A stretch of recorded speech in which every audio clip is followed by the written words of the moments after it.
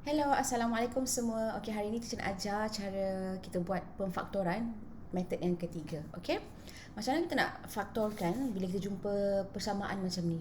Okey, first step is kita kena susunkan dia. Okey, so macam yang ni kita dah boleh lah. Kita dah boleh agihkan. So kita keluarkan 2M N campurkan dengan 2M.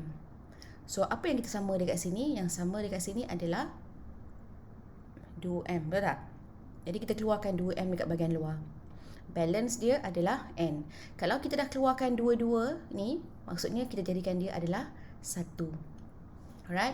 Okey, tambah pula dengan 7N tambahkan dengan 7.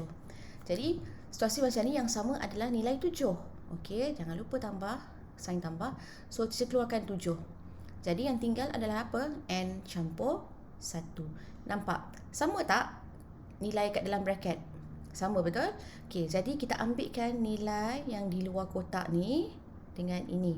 Kita combinekan, okey? Jadi kita akan dapat 2M tambahkan dengan 7. Okey, first bracket, and then yang sama tu kita letak as a N tambah 1. Siap. Okey? Alright, soalan seterusnya. Macam mana kita nak faktorkan ataupun factorizekan soalan macam ni? Okay, first tengok kita susun. Kenapa cara kita susun? Sini ada P, sini pun ada P. So ini adalah partner dia. Okay, kita susun dulu. 7P, alright, tolakkan dengan 21PY. Okay, tambahkan dengan X, tolakkan dengan 3XY. Jadi yang sama ni antara P dengan 7P tolakkan dengan 21PY ni adalah 7P dan sini. Kita boleh guna sifir apa? Sifir 7. Okay, letakkan P juga. Alright. Okay, dalam tu, yang mana kita dah pakai 2, letak 1. Tolakkan dengan 3Y. Okay, sama juga yang ni. Okay, letak simbol tambah. Kenapa tambah? Sebab sini adalah tambah.